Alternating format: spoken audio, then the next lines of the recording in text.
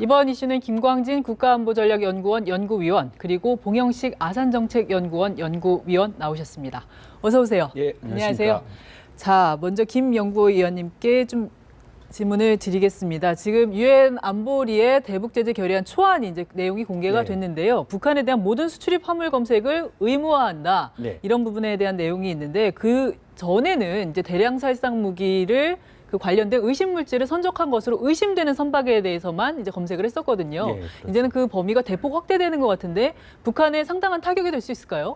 그렇죠. 북한 이제 용어로 표현을 했습니다만 이제 발표하지 않았어요. 근데 북한에 들어가고 나오는 모든 화물에 대해서 이제 검색 조치가 이루어집니다. 그러니까 북한이 뭘 수출하고 또 뭐 어떤 물자를 수입을 하는지 국제사회가 모두 이제 감시할 수 있는 그런 이제 기회가 된 거죠.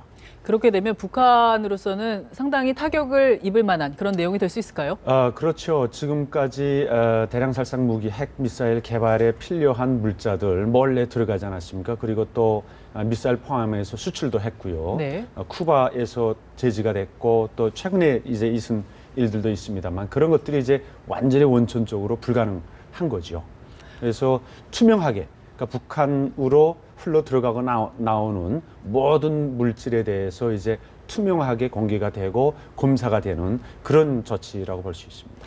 또 하나 나온 내용이라면 이제 북한에 대한 항공유와 로켓 연료를 공급을 금지한다. 이건 어떤 내용인가요? 두 가지 목적이 있습니다. 하나는 이제 북한의 이제 미사일 개발, 로켓 용으로 사용될 수 있는 원유 수입을 제한함으로써 로켓 개발의 속도를 늦출 수 있는 효과를 기대할 수 있습니다. 두 번째는 이제 북한의 국지 도발 군사 행동에 대한 우려도 높은데 그 능력을 제한하는 것이죠.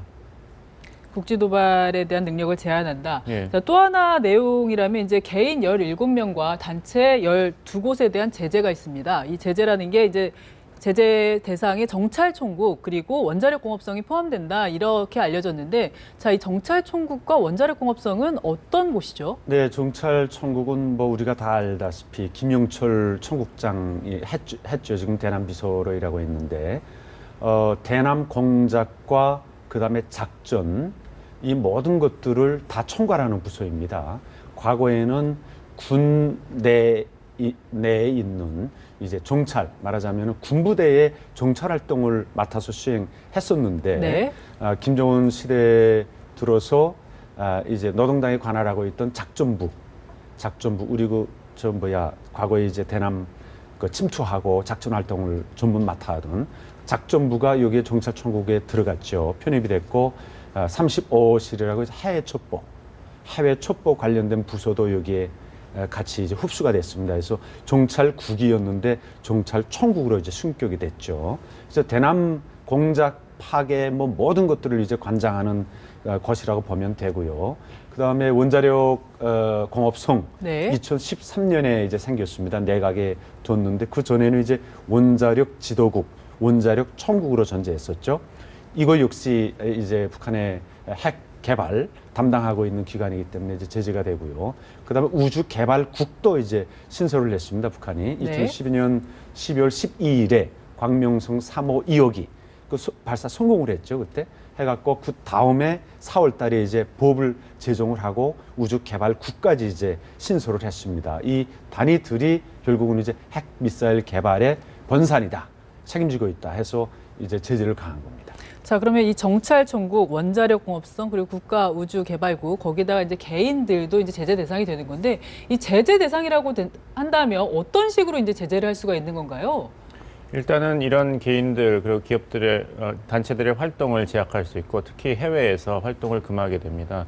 또 이 심리적 또 국제법적인 효과가 있는데 그것은 뭐냐면 만약 북한 체제가 붕괴된다면 이 사람들의 이제 책임을 법적으로 추궁할 수 있는 근거가 마련되고 있는 것이죠. 저희가 어떤 국가의 핵 개발 능력을 얘기할 때 대가지 세 가지 요소가 필요합니다. 하나는 이제 지휘부가 있어야 되죠. 두뇌에 해당하는. 두 번째는 이제 핵탄두가 있어야 됩니다. 세 번째는 그 핵탄두를 원하는 장거리에 있는 목표에 정확하게 타격할 수 있는 능력, 즉 장거리 미사일 개발 능력이 필요합니다. 이번 유엔 안보리 결의안은 이 세 가지 요소를 다 타겟하고 있다는 데서 의미가 있습니다. 세 가지 요소를 다 타겟하고 있다라는 부분에서 좀 지적을 해주셨고, 자, 또 하나 살펴보겠습니다. 이 북한 광물의 수출 제한 부분도 이번 제재 리스트에 들어가 있어요. 이 효과는 어떨까요? 지금 석탄 같은 경우에 작년에 북한 대중 수출의 40%가 석탄이었거든요. 네. 그래서 이렇게 광물 거래에 제한이 있다 보면 북한에 이게 어떤 상당한 부분에 제재가 될 수 있을까요? 그렇죠. 엄청난 타격이 될 겁니다. 왜냐하면 북한의 무역 이제 규모로 볼 때 광물이 차지하는 것이 이제 절대적이거든요. 네. 이제 석탄만 40%라고 했는데 철광석도 엄청나게 많이 중국에 팔리고 있습니다. 철광석도요? 예, 네. 철광석. 그리고 이제 히토류도 이제 제재 대상에 포함이 됐죠. 네. 북한의 히토류가 굉장히 많이 매장되어 있는 것으로 이제 판단되고 있죠. 그래서 이제 그게 밴인지, 그러니까 금지인지 네. 아니면 제한인지 용어 이제 정확히 좀 못 들었는데 거기에 따라서 엄청난 이 결과가 차려집니다. 북한이 통치자금이 뭡니까 외화 수익의 상당 부분이 이자 지하 자원 수출, 그 다음에 인력 송출, 네. 5만 명이 넘죠. 그 두 가지. 그 다음에 이제 핵 미사일 뭐 기술 확산이랄지 아니면은 무기 판매, 불법 거래 이런 것들을 통해서 외화를 많이 벌어들이고 있습니다. 우리 개성공단도 물론 이제 그 큰 몫을 차지했었는데 제 생각에는 이 석탄 포함해서 광물질 수출에 이제 제한을 가하거나 금지가 되면은 내 생각에는 북한 김정은 통치 자금의 한 3분의 2 정도는 3분의 2요? 3분의 네. 2 정도. 그러니까 인력 송출해서 들어오는 돈도 꽤 돼요. 그게 이제 금지가 아직 안 돼 있는데 그거 빼고 결국은 나머지는 이제 많이 금지가 되고 이 통치 자금이 고갈이 될 것이다. 이렇게 전망할 수 있겠습니다. 지금 김 연구위원님 3분의 2 정도까지 보셨는데 봉 연구위원님은 그 아주 계량화하기는 쉽지 않겠지만 어느 정도라고 볼 수 있을까요? 큰 타격이 있을 것 같습니다. 절대량으로 보더라도 김광진 연구위원께서 지적하셨듯이 3분의 2 굉장히 높은 숫자고 이제 마식령 스키장을 건설한다든지 평양에 이제 인민공원을 개발한다든지 해서 김정은은 이 통치력 확보를 주민들을 생활 수준을 향상시키는 데 집중해 왔습니다. 그러기 위해서는 굉장히 그 통치 자금이 절실히 필요한 것인데 네. 그 돈줄을 제한함으로써 김정은 정권에 이제 그 치명적인 타격을 가할 수 있는 것이죠.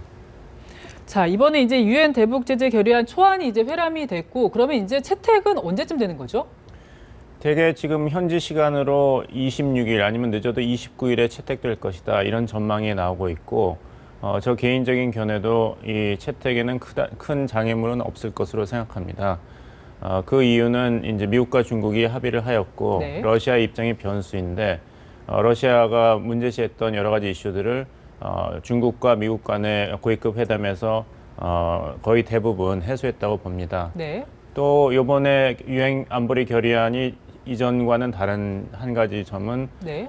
미국, 일본, 한국이 독자적인 대북 제재를 벌써 결정했습니다. 네. 굉장히 수준 높은 제재 결의안이었기 때문에 이번에는 이번 유엔 안보리 결의안이 유일한 북한 제재 방도가 아니기 때문에 어찌 본다면 반대하는 쪽이라든지 추진하는 쪽에서 입장 차이를 끝까지 고집하지 않을 상황인 것이죠. 자, 사실 그동안 근데 중국 같은 경우에는 대북 제재에 조금 미온적인 입장이다 이런 식으로 보도가 많이 됐었는데 지금 나온 이제 유엔 안보리 대북 제재안의 초안을 보면 굉장히 강도가 높은 수준, 전례 없는 수준까지 나왔다고 해요. 이렇게 중국이 고강도 대북 제재에 협조한 이유라면 뭐라고 볼 수 있을까요? 중국이 고강도 제재에 처음으로 협조한 이유는 그만큼 북핵 위협이 심각한 문제가 되었다는 것이죠. 중국의 입장에서도. 중국은 북핵 문제도 심각하지만 한반도의 안정과 평화도 굉장히 엄중한 안보 사안이다 이런 주장을 해서 그 두 가지 사이에 나름대로 균형을 잡아야 된다는 주장을 해왔지 않습니까? 그렇지만 이번에는 북한이 4번째 핵실험을 했고 또 한 달도 안 돼서 장거리 미사일 실험까지 했습니다. 그렇기 때문에 유엔 안보리 결의안도 예전에 비해서 한참 늦게 나오게 된 것이죠. 네. 중국 입장에서도 더 이상 북핵 문제의 우선순위를 뒤로 뺄 수 없는 입장이고 또 북핵 문제에 대해서 중국이 여타 관련 국가들과 다른 입장을 계속 고집한다면 이번에 한미 간의 사드 배치 협의도 그렇고 남중국 해 상황에 대해서의 중국과 미국 간의 갈등에서도 나타나듯이 북핵 문제를 고집하다가 다른 중요한 외교안보 이슈에서 중국의 국가이익이 심각하게 훼손되는 그런 가능성이 있기 때문에 중국으로서도 강력한 대북 제재에 동참하게 된 것이라고 봅니다. 자, 그렇게 해서 이제 미중 간의 합의에 따라서 이제 최고 강도라고 하는 이제 대북 제재 결의안이 이제 곧 나올 것으로 이제 예상이 되는데요. 사실은 여태까지 6차례나 대북 제재 결의안이 유엔 안보리 차원에서 결의가 되고 채택이 됐지만 사실 그동안 실효성 측면에서는 별로 이렇게 효과를 거두지 못한 것이 결국 이제 북한은 핵과 미사일 개발을 계속하지 않았습니까? 이번에 실효성 어느 정도로 전망할 수 있을까요? 과거에 비해서는 아주 강력한 제재입니다. 그야말로 경제 봉쇄 수준에 보금가는 그런 이제 제재죠. 네. 선박들이 자유롭게 활동을 할 수가 없고요. 그 다음에 화물들이 모두 이제 검색 대상이고요. 그 다음에 금융 제재 역시 이제 강화될 겁니다. 미국이 독자 제재 하나로서 세컨더리 보이콧 발효가 되지 않았습니까? 대통령이 사인을 했거든요. 네. 그러니까 과거에는 선별적인 제재였습니다. 선별적인. 대량 살상무기 핵미사일 개발과 관련된 기관이나 개인들, 그 다음에 물자에 대해서 이제 지정 리스트에 올려놓고 이제 제재하려고 했는데 이거 다 새나가는 거죠. 뭐 이름 바꿔서 나오고 요건 바꿔서 나오고 하면 네. 어떻게 제재합니까? 그리고 경찰 천국 하면은 경찰 천국 카드 명함 달고 활동하는 사람이 없을 거 아니에요. 우리 뭐 CIA나 국정원이 그 명함 가지고 활동하지 않듯이. 네네. 그러니까 이제 다 새나가는 거죠. 그 다음에 또 중국의 미온적인 태도입니다. 중국은 평화 이제 제재도 중요하지만 한반도 안정과 평화도 중요하다. 그 다음에 북한의 붕괴 상황은 이제 자기네가 수용할 수 없다. 이런 입장이었기 때문에 이제 미온적이었죠. 그런데 지금은 다릅니다. 우리 뭐 한반도 사드 배치도 영향을 미쳤고, 그 다음에 개성공단 중단 주도적인 조치 이런 것도 이제 중국에 영향을 미쳤죠. 그리고 세계 지도국가로서 유엔 안보리 이사국으로서 3차 핵실험하고 4차 핵실험하고 한반도 핵 안정이 위협이 증대되고 있는 것 그대로 보고만 있을 수 없는 거죠. 그래서 중국의 입장이 많이 달라졌는데 아마 이것들이 실질적으로 의지를 갖고 강력한 중국 특히 의지를 갖고 국제사회가 실행을 한다면 북한은 아마 엄청나게 뼈아픈 그런 고통을 감내해야 될 거다 이렇게 보여집니다. 네, 지금 중국의 왕이 외교부장이 이제 미국으로 건너가서 이 유엔 안보리 대북 제재안에 대해서 이제 미국과 협의를 마치고 이제 초안이 나오는 건데요. 자, 사드 문제는 좀 어떻게 되는 걸까요? 이 왕이 외교부장이 워싱턴 한복판에서 사드 배치에 강력 반대하는 지금 발언들을 내놨는데요. 먼저 시민성 워싱턴 특파원의 리포트를 보시고 대담을 이어가도록 하겠습니다. 국무장관과 국가안보보좌관, 나아가 버락 오바마 대통령까지 만난 데 이어 현지 시간 25일 전략국제문제연구소를 찾았습니다. 그리고 작심한 듯 고고도 미사일 방어체계 사드의 한반도 배치 문제를 꺼내들었습니다. 但是我要告诉大家的是，萨德反导系统它的 X 波段的雷达的覆盖范围已经远远超过了朝鲜半岛，已经深入到了中国的内地。 중국의 정당한 국가 안보 이익이 위협받고 위험해질 수 있는 만큼 중국을 설득할 설명이 필요하다는 것으로 한미 간 사드 배치 논의에 노골적으로 제동을 걸었다고 할 수 있습니다. 중국은 사드의 한반도 배치를 원하지 않는다는 말도 했습니다. 왕 부장은 또 한반도 비핵화는 중국의 흔들림 없는 목표라며 북한의 핵 개발에 반대한다면서도 비핵화 협상과 평화협정 논의 병행을 거듭 제안했습니다. 이 과정에서 미국의 허를 찌르는 듯한 발언도 내놨습니다. 翻过来，停核机制转换建立不起来，一些合理的安全关切，包括朝鲜方面的得不到解决，那么无核化也难以真正的把它可持续的落到实处。 비핵화 진전 후 평화협정 논의가 가능하다는 미국과는 출발점 자체가 다른 것으로 비핵화에만 초점을 맞춘 육자회담의 기본 틀이 수정돼야 한다는 뜻으로도 해석됩니다. 중국의 외교수장이 미국의 심장부에서 사드 문제와 평화협정 문제를 정면으로 제기한 모양새입니다. 워싱턴에서 연합뉴스 시민성입니다.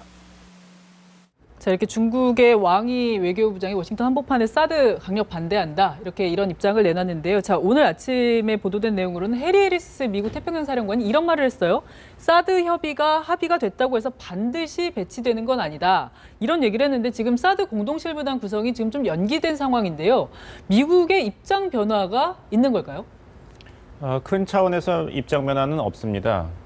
제일 중요한 것은 위협이 어떤 것이냐의 계산을 정확하게 해서 거기에 기초해서 사드 배치를 잘 결정하는 것이 중요한 것이지 급하게 결정하는 것은 2차적인 고려입니다.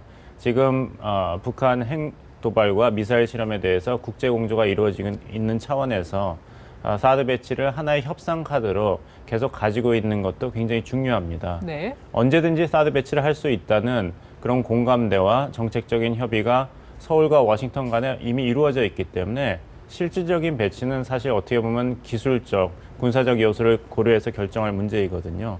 그렇기 때문에 이제 여러 가지 이렇게 외교적 동력이 한참 진행되고 있는 상황에서는 우리가 가지고 있는 카드를 너무 섣불리 테이블에 던지는 것보다는 계속 가지면서 중국과 북한에 대해서 협상력을 계속 유지하는 것도 굉장히 중요한 고려 사항이라고 생각합니다. 급하게 결정할 문제가 아니라 일종의 카드로 활용하면서 잘 선택할 필요가 있다. 이런 말씀 해주셨고, 자, 김 연구위원님께 여쭤볼게요. 사실 지금 미국이 약간 속도 조절에 나서는 거 아니냐. 왕이 외교부장이 지금 미국에 가서 지금 대북 제재에 합의하면서 이 사드 문제는 조금 속도 조절이 들어간 게 아니냐. 이런 얘기도 나오는 게 사실이거든요. 어떻게 보세요? 네, 제 판단으로는 그렇게 보여집니다. 왜냐하면은 중국이 이번에 그 안보리 결의 채택하고 그 대북 제재 강력하게 하는데 협조를 이끌어내지 않았습니까? 네. 현재. 그러니까 이제 미국도 중국이 그렇게 반대하는 사드 문제에 대해서 중국이 입장을 좀 고려하는 그런 제스처를 취하고 있다고 보고요. 그 다음에 뭐 보통 이제 국제 정치에서 외교에서 보면 이제 주거니 받거니 하잖아요. 그러니까 그런 의미에서 좀 이렇게 표현이 된 것 같고요. 그 다음에 뭐 사드 배치와 관련돼서는 사실 북한의 핵 미사일 위협 때문에 이제 문제가 된 거 아닙니까? 그러니까 북한의 핵 미사일을 제거하는 그런 과정들이 진척이 되고, 그다음에 그게 이제 뭐 결과가 보일 가능성이 있다. 그런 상황이 다가올수록 사실은 사드가 필요 없어지는 거죠. 네. 그런 의미에서 아마 한미가 공조해서 이제 말씀하신 것처럼 이제 협상 카드든 아니면은 뭐 이 위협을 제거하기 위한 그런 방어적 조치로든 이제 우리가 충분히 활용할 수 있는 그런 좋은 카드가 아닌가 이렇게 보여집니다. 네, 이 사드 배치 협의 문제도 좀 어떻게 진행되는지 좀 지켜봐야 될 것 같네요. 오늘 시간이 여기까지 돼서 여기까지 말씀 듣겠습니다. 말씀 고맙습니다.